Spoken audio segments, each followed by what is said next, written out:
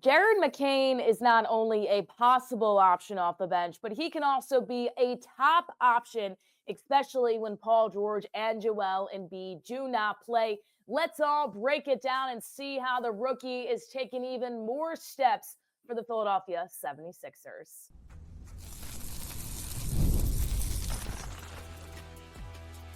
You are Locked On 76ers, your daily Philadelphia 76ers podcast, part of the Locked On Podcast Network, your team every day.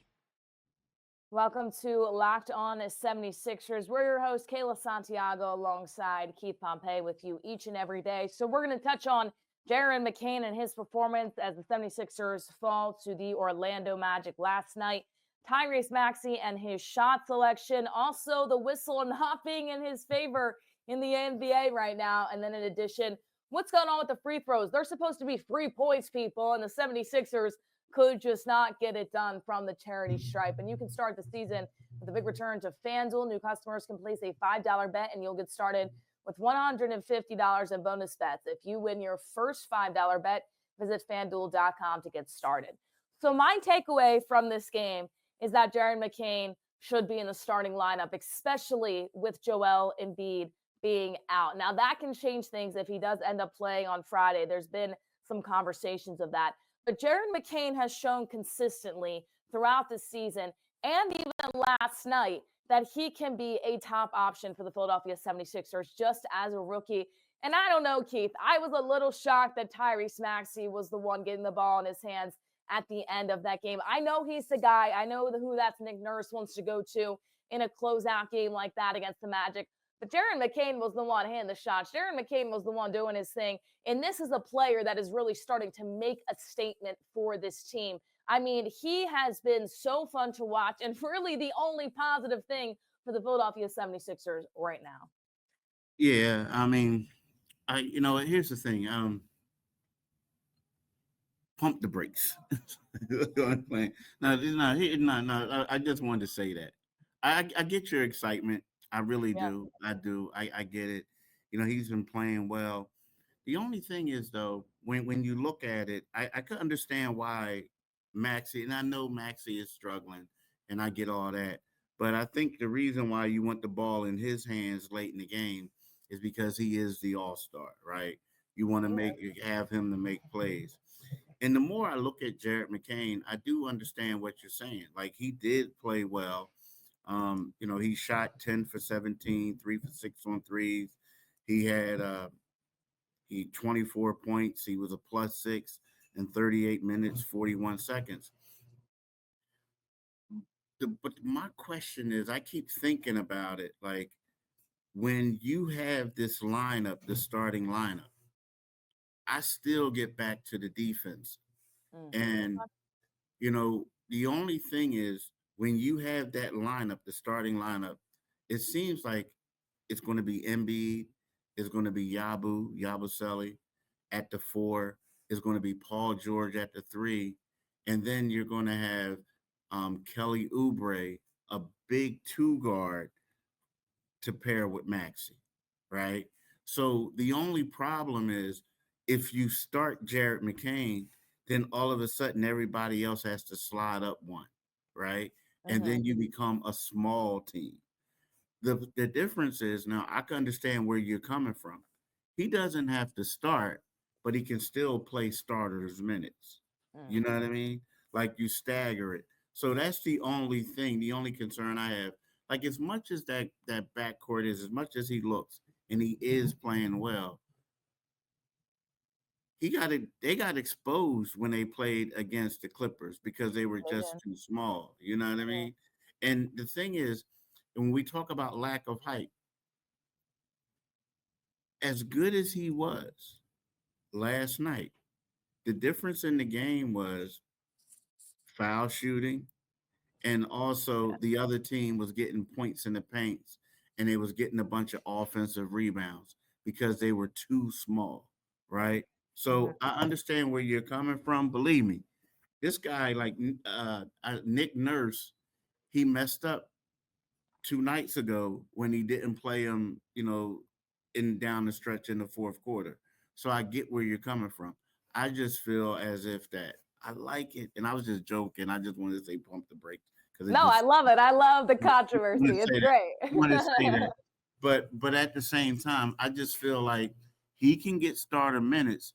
But I think a guy like Kelly Oubre, because of his length, is someone you might want to start the game at. And believe me, I know I'm in the minority saying that, but that's just how I feel. Hey, Keith a realist, everybody. Always keeping it real here on Locked On 76ers. We love to see it. What I will say is, I think it can be matchup dependent, right? You look at the league and you look at different teams that you're going to play against. A Clippers team, you're looking back kind of on the schedule and saying they were longer, they were more athletic, and they were better than the Philadelphia 76ers. Okay, maybe you don't start McCain in a matchup like that, but I do think that he can push into that starting lineup depending on these matchups. And I know I sound crazy by saying Jaron McCain should have gotten the ball in his hands on the last shot. And I know that Tyrese Maxey is the guy. No, you're not. Tyrese, he played so, his shot selection was so terrible last night. And he was not great from beyond the arc. Now, granted, he didn't get foul calls. We're going to jump into that as well in the next segment. But Jaron McCain has been the guy that can shoot the ball. Now, if you look at it and you say, okay, is Nick Nurse going to put trust in a rookie? Probably not in that situation. If Jaron McCain makes it, he looks fantastic. If he misses it, we're probably having the conversation of why would you put the ball in Jaron McCain's hands? But this goes back to what we talked about before is you're giving it to Tyrese Maxey. And, you know, most of the time that might be your guy, but Tyrese has struggled a little bit offensively in these games. Jaron McCain in this game, he was able to get the ball up there, go with the hot hand in that situation because the 76ers, we didn't even think they would be close in this game without Paul George playing. They had a real shot to close this thing out. And that last play call, I know they were trying to avoid the foul a little bit. And I know Tyrese Maxey probably got fouled and was trying to get foul and draw the foul and everything like that. But at the same time, there was no play drawn up, even trying for Jaron McCain. It was all about Tyrese Maxey. I get it. But when you're red hot like Jaron McCain, I think the ball needs to go there in closing time. Now that might change against the Magic on Friday, depending on who comes back and who will be able to play. So listen, I understand pumping the brakes on Jared McCain because we've seen him have some tough games and he is just a rookie, but this kid is playing out of his mind right now. And it's the one good thing for the Philadelphia 76ers, and we've talked about it before, that has been really consistent. Yeah, yeah. I mean, and when I talk about like, the thing is I pump the brake. The reason I'm saying that is you don't want like you're a little bit too young to probably remember this, but it was when Michael Jordan uh was away from the Bulls and Phil Jackson called a play at the end of the game, and it was for Tony Kukoc instead of Scottie Pippen, and Scottie Pippen was like pissed off. He didn't want to. I don't even know if he went on the floor for the play. Like he was so disappointed that he didn't call the play. But you're right. You look at the stats and you will say like Maxey was 0 for 7 on threes. So why not draw one for Jared? But I feel like the coach is like, I'm gonna go down with my all-star. The one thing that I will say about this game, and we did point out that there was no Paul George, there was no Mhm. Joel Embiid, no Drummond, there was no Kyle Lowry, right? Yeah. The only thing is, I'm looking at this team, and even as good as they played, down the stretch, there was no continuity. Like Mm-mm. see, here's the one thing that we're talking about. We're talking about Jared McCain not having the ball at the end. What about they swung the ball late in the game, a key possession to Ricky Council? And Oh my gosh, I love Ricky yeah, Council. that was from beyond too. I was like, "What Yeah, are they doing? What are they yeah. I mean, doing?" and so that's the thing. Like, this other team, the other team, the ball like kept finding Franz, right? Mhm. Right? The next thing you know, Suggs was getting it, other people. It got to a point where the Sixers was looking like a team where, yo, no, no, no, not him, not him. Like I respect it, but you don't give him the ball, like you don't. No. So more Mm-mm. so than Jared, like not getting the final call, it was like some of these other dudes. And again, it's not a knock against them. We both agree that he should be in the rotation, but he's not a better option than those other two. Not at He's all. not. Not at No. all. Not at Mm-mm. all. Yeah, and this is where we look at once again the coaching of Nick Nurse because Tyrese Maxey did struggle, and we're going to talk on that in just a moment here. But at the same time, when you say, okay, Ricky Council is taking a shot deep down the stretch to try to make this game even closer and the Sixers to come back, what are we talking about? I mean, we're not talking about the Delaware Bluecoats and Ricky Council is the best player on the team. We're talking the Philadelphia 76ers, and it's no disrespect to Ricky Council because we really enjoy watching him as a player, but he is not the guy taking that shot. He is not the guy. There are many more options. I'd rather see Yabu out there in the corner being able to take a three than Ricky Council on that play. Like, come on now. So I look at it, and this is where you also fault Nick Nurse because this is the second game in a row where coaching and these plays that are drawn up and these things that are happening have been happening down the stretch that Nick Nurse maybe could have looked at. So you hope that they look at the tape after these back-to-backs and say, okay, we need to fix that up. But it's not only a team that's playing rough right now. Nick Nurse isn't really helping them out too much either, Keith.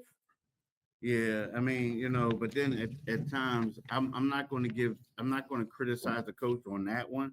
I feel like it's up to the point guard, whoever's handling the ball, True. to get the ball to the right person. You know what I Yeah. mean? I mean, Mhm. at that one. And then when you look at it, but it's crazy because in the fourth quarter, Jared McCain had 5 shots. He shot 1 for 5. Tyrese Maxey shot 2 for 4, right? And then Ricky Council had the third most shot attempts, and he was 1 for 3. But the thing is, he played.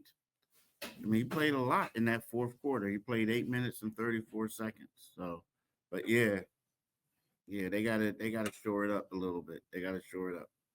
Yeah, Ricky Council maybe not the guy to go to in that situation. Once again, no disrespect to him, but you know who's on the floor, you know who's out there, and who has a better chance of making that shot. Speaking of shots, the shot selection of Tyrese Maxey, it has been rough as of late. That's my takeaway. But also, the whistle in the NBA has not been in his favor, and we saw it last night as well. So we're going to touch on that in just a moment.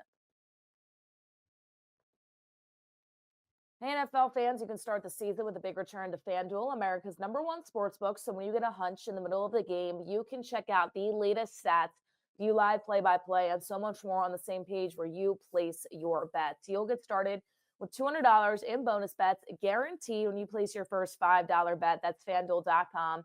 Visit FanDuel.com today. And for those NFL fans, there's a really good game coming to your TVs tonight at 8:15 p.m. It's the Packers and the Lions. I have to say, for a Thursday night football game, this is a pretty good matchup. It will be Goff against Jordan Love, so you're not going to want to miss out on this matchup. And if you want to place your odds and you want to place your bets, make sure you head over to FanDuel right now. FanDuel has the Lions at -3.5 currently. Now, these odds can change within the hour before game time. So if you think the Lions have a down packed at -3.5, make sure you head over to FanDuel today. That's America's #1 sportsbook. Be sure to visit FanDuel to place all of your bets. There's no better place than FanDuel to do so. All right. So Tyrese Maxey is a very good player. And going throughout his career and looking at some tape from before in previous games where he's been red hot, there's some shots he takes and you say, oh, wow, that was a little crazy, but he made it. Now, when he's not making those shots, that's when you start to question, okay, where is the shot selection going? He has struggled a bit offensively in some of these games. He really struggled from three-point land last night as well. I mean, Keith, what do you make of the shot selection right now? Because I think Tyrese Maxey needs to wind it back maybe just a little bit. I don't want to take him away from his game, but it seems like these shot selections are out of nowhere and they're just not really consistent in lining up for what he needs to provide on the offensive side of things. Yeah, you know what? He looks like a guy. Well, there's two things. I think that they need to draw. The first thing is I think they need to draw some plays for him, some better plays where he's coming off screens and they're doing stuff like that, just so he can get some easy touches. Right. That's the one thing. Secondly, he looks like a guy who, if it was baseball, he's trying to hit a home run every time he steps up to the plate. Right. Like Ryan And Howard. yeah, Ryan Howard, or he's a quarterback trying to throw a bomb, right? And it just seems like, Tyrese Maxey, the fact that Joel's not playing, the Hmm. fact that Paul George is not playing, it just seems like he's a guy that's putting all this pressure on himself, and Yeah. he's going out there and he's just throwing up some crazy stuff, just trying to get it to go in and will this team to win. The problem is, like you said, that all these shots are have high degree of difficulty, and or he's running 100 miles an hour, and he's missing like shots that he normally would make, right? And then when he's wide open from three, it's like he's rushing shots. Like even down to the bunny that he, like even down to not the bunny, but that three that he attempted at the end, and he thought he was fouled on. That was a Yeah. horrible shot. It was a There bad was shot. so much time left too. Yeah, yeah, so much Yeah. time. It was just a bad shot. So, like to me, I just feel like the pressure is obvious on him because Hmm. he's just trying to do it. Now he's saying all the right things, like, yeah, we got a team, we're going to do it. I have faith in these guys, but I don't see him trying to get others involved. I see him just coming down, trying to jack up threes or jack up shots to do whatever he can. And he had 4 turnovers with that. So I I don't see it. I think he just the pressure is getting to him. The pressure is getting to him. And for Tyrese Maxey, it seems like he's kind of in uncharted water right now. And I say that because, you look at the history with Tyrese Maxey and Joel Embiid. Yes, there's been a chunk of games where Tyrese Maxey did have to play and he did have to be that guy, but it hasn't really been this bad with the duo of them. We've seen James Harden and Tyrese Maxey before, Joel Embiid and Tyrese just able to play together. And now we don't know really what's going on with Joel Embiid, if he'll be back on Friday. That's what we're hearing right now. Paul George didn't play in the back-to-back, which is something we did expect. Clearly looking at the momentum of this team, you were kind of hoping that Paul George would play to keep that momentum after he had a really good game against Charlotte, but he did it in the back-to-back. So when Tyrese Maxey is looking at it, you have a whole new team compared to last year. And Tyrese, I think it's not only that he has to be the guy that the Sixers need when Paul George and Joel Embiid are not in the lineup, but also that Tyrese Maxey is consistently the guy throughout this season, even with Joel and Paul George, because Maxey is the only star that is consistently in this lineup. And Jaron McCain, it's too early to say that he's a star. I mean, he's a fantastic rookie in his own right, but Tyrese Maxey is one of those big three. He's the only piece of consistency. So it's not only having to perform well, on top of that, it's also being that consistent piece the players are looking to be able to continue their season and dig themselves out of that hole. And that is a lot of pressure for Tyrese Maxey, who hasn't really experienced this at this level so far in his career. Yeah, I agree with you 100%. Is a lot of pressure on him for that, and let's face it, not only that, you know, All Star, Most Improved Player, Hmm. a $200 million contract. So with all that, there are certain times where you feel as if that I have to be the guy, and then you go out there, and then you scored 50 or more points on 3 different occasions. So with that being said, it's one of those things where you look at it as if, hey, I got to come out and I got to produce. I have to do it. So there's that pressure, and you look at it. This team is dependent on you, and sometimes, you what is it? It's kind of like when people are doing something around the house, and you can always get somebody to help you, but then you say, nah, I think I'll do it myself. You know what I mean? I'll do it myself because you don't trust the other people. No, you just don't trust that they'll do as good of a job as you will. So I think that has a lot to do with it, and there is a lot of pressure. He wants to live up to that contract that he has, and let's face it, in his eyes, and not in his eyes, is a fact that he is an all-star. But in his eyes, it's like, I'm one of the best scorers out here. I need to get it done. And I think that he just needs to calm down, relax a little bit, because, I think in this instance, less would be more, you know, um, because he's throwing up some high difficulty shots, high degree of difficulty shots.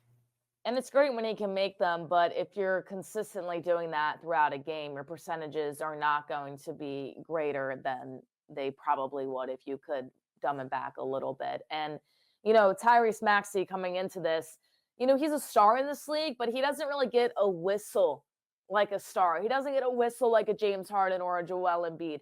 And yes, did he get fouled on that last play? Looking at the replay, it looks like he did. Do I hate the shot that he took? Hate's a really strong word. I should say I dislike the shot that he took because it was a terrible shot that he took at the end of the game. Let's be real. But listen, the whistle is just not out there for Tyrese Maxey. This is the thing, though. He is a star, and sometimes the whistle doesn't go your way. I don't want Tyrese to start playing sometimes like Joel Embiid does, where he does that swoop a little bit and almost wants to try to get the foul instead of actually trying to make the shot. Tyrese Maxey, I think, still needs to just focus on making the shot and let everything else play out. But listen, he got fouled a few times last night and he was frustrated, and you could tell it got to him just a little bit. Yeah, the weird thing was, so let's say it was 14 seconds left, right, in the game. It's like a dead ball situation, and Tyrese goes over to the ref and says, "Hey, I'm about to foul this guy on this play." Yeah. They were down one. Well, Tyrese goes and fouls to touch the guy, but I guess the ref didn't see it that way. So 5.1 seconds went off the clock, and then Yeah. Tyrese got the take foul. But you're looking like, yo, what happened? Right? So that happened, and they were frustrated about that. But then the three came, you're right, and it was a bad shot. But it was also one of those things where there was some contact, but Tyrese kept going. Like he went through it, and then they wanted the whistle blown at the three, right? So it was, he doesn't get it, and like and what I mean, he doesn't get it. I mean, he doesn't get the foul calls, but sometimes you wonder, does he not get the foul calls because they're always complaining about being fouled, or is it just he just has to pay his dues, right? Mm. Yes, he is an all-star, but he's not quite on Joel's level, where Joel will get those calls, where James Harden used to, because he doesn't get them anymore, but he used to get those calls. They're looking at Tyrese like, a one-time all-star. But last year, before he was an all-star, he definitely didn't get him. So I'm just wondering, is it he's always complaining, or is it one of those things where, you just got to pay your dues, bro. You just got to pay your dues. Tyrese is going to start putting on an Oscar performance to try to really make sure that the officials start to call these fouls. No, I don't think he'll do that, but we're going to wait and see. It has been tough to watch, though, so far, and we'll see how it progresses through this season, especially if we don't see Joel Embiid and Paul George in some of these games going forward. But a big thing that we have to touch on that I really was scratching my head at was the free throw percentage last night. These are free shots from the charity stripe. You are a professional basketball player. They go 11 for 19. Absolutely ridiculous when you look at it. So we are going to touch on that coming up because that's some points you want to get back. We've all hit a point where we realized it was time to make serious money moves. Take control of your finances by using Chime checking account with features like no maintenance fees, fee-free overdraft up to $200, or getting paid up to 2 days early with direct deposit. Learn more at chime.com/NBA. How it works: set up direct deposit in your Chime account after qualifying direct deposit of $200+. Chime will notify you to enroll in SpotMe. With an activated debit card, Chime will spot you up to $200 when you exceed your balance. Your next direct deposit is applied to your negative balance. Chime never changes fees or interest for using SpotMe. Make your fall finances a little greener by working towards your financial goals with Chime. Open your account 2 minutes at chime.com/NBA. That's chime.com/NBA. Chime, and feels like progress. So this is a category where they're really missing Joel Embiid, because Joel, every time he went to the free throw line, it felt like he was Mr. Automatic. And last night, I mean, I could not believe my eyes with what I was seeing when they were bringing up those stats. You go to the line, those are free shots, and you come up empty. They shot 57.9% from the charity stripe. It is just tough to see that number. Now, every team I think can have a bad shooting night from the line, but when you're in a close game like this, when you're not expected to win a game and you're going in and it's down to the wire, these are opportunities that you have free to you that you can make. It's not a tough shot. There's nobody in front of you, and the 76ers just could not convert. Absolutely ridiculous to me. Yeah, it was bad. I mean, when you look at it, we could talk about, Maxey not getting foul calls. We can talk about the lack of rebounding. But, when you shoot 57.9%, 11 from 19 in a 4-point game, that's bad. I mean, think about it. They missed 8 free throws, 8. And it's like, that's been one of their Achilles heels all season, right? They Mhm. just can't make them. And then you look at it where, like some of the guys, like the best person who made shots was what Ricky Council. He went 4 from 6. Now Tyrese was 2 for 2, but he only got to the line twice. So you're not going to win in the NBA. You're not going to win a lot of ball games, no matter who you're playing, if you're missing 8 free throws. I mean, it's just you just can't. And the thing is, we're talking about pro athletes where these guys just get up there and they just make it at ease with ease, and it just seems like they struggle. And a lot of times they struggle at inopportune times, like when it's clutch. Like I need this guy to make them, and you're like, boom, and they just don't. They don't. They don't. That they do not. If I'm Nick Nurse and if I'm the coaching staff of the Philadelphia 76ers, I'm having this team in practice make 100 free throws, and every time they miss, they have to run those suicide runs up and down the court. I actually had to do that in high school basketball one time. So, yes, it does happen throughout sometimes when you don't make your free throws. But I mean, when you look at it, it's really tough. And clearly, you're missing a piece in Joel Embiid who can make very good free throws and has consistently throughout his career. But I don't even care about that. When you're in a game like this and you're in crunch time and you're close in a game, it's not like they were completely blown out of this game. They had a real chance to win it. And this is a category you look at and you say, well, if they were able to make more, they could have done better. They weren't even contested shots. They were free throws from the charity stripe. This team has a lot of figuring out to do. And when you look at those numbers, I mean, that's just worse and worse on the category of how the Philadelphia 76ers have been throughout the season. To struggle in that category, especially last night, how they did. If I'm Nick Nurse, that's absolutely unacceptable. And I'm figuring something out during practice, whether they're shooting free throws all practice for one game, whatever that may be, because this is a category that could have won you the game. And when you look back, that shouldn't be the category you look at and say, oh, wow, we really could have came out on top if we were able to hit more. I agree with you, but the hard part about it is it's crazy because when we're talking about pros having to like practice extra hard on free throws, it's kind of like you think about this.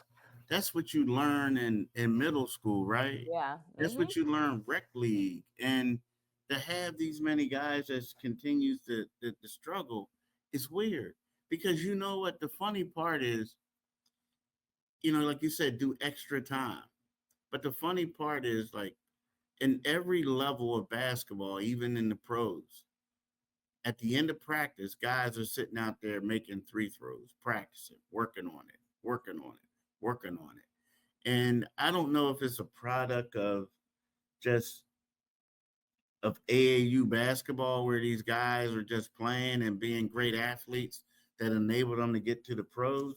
But it's weird. Like this is something that should already be done. It's kind of like if you're a pitcher in the major leagues, you should know how to throw a curveball, right? You know what I mean? You should do something. Basketball, like you should know how to box out. Like it's just basics. And it's mind boggling to me that they continuously go up there and they struggle. And as much as we talk about, again, Maxey not getting foul calls, Maxey shooting 7 for 19, missing 7 threes, them being out rebounded, them like giving up all these points in the paint. You're like saying to yourself, they lost the game because they couldn't make free throws. Hmm. That they did. This reminds me, throwing it back a little bit, of when Gabe Kapler went on the podium when he was the Philadelphia Phillies manager and said, "I'm going to bring in a pitching machine." And Harper heard about it in an interview and started to laugh a little bit. Well, that's what we're looking at right now, saying, "Oh, they need to practice free throws." Are you kidding me? These are professional athletes, and we're laughing about it. But then you look at the numbers and you say, "Oh, wow, well, that's a pretty bad stat for professional basketball players in a game that they could have won. And if they clean that up, maybe they could have came out on top." But at the end of the day, the Philadelphia 76ers do fall to the Orlando Magic 106-102 last night. They have a chance to get back in the win column. They will take on the Magic once again on Friday at 7 p.m. That is at the home of the Philadelphia 76ers at the Wells Fargo Center. And maybe, just maybe, a Joel Embiid sighting. We will have more of that in the coming days before this game. Well, thank you all so much for tuning in to Locked On 76ers. For Keith Pompey, I'm Kayla Santiago saying so long, and we will see you all next time.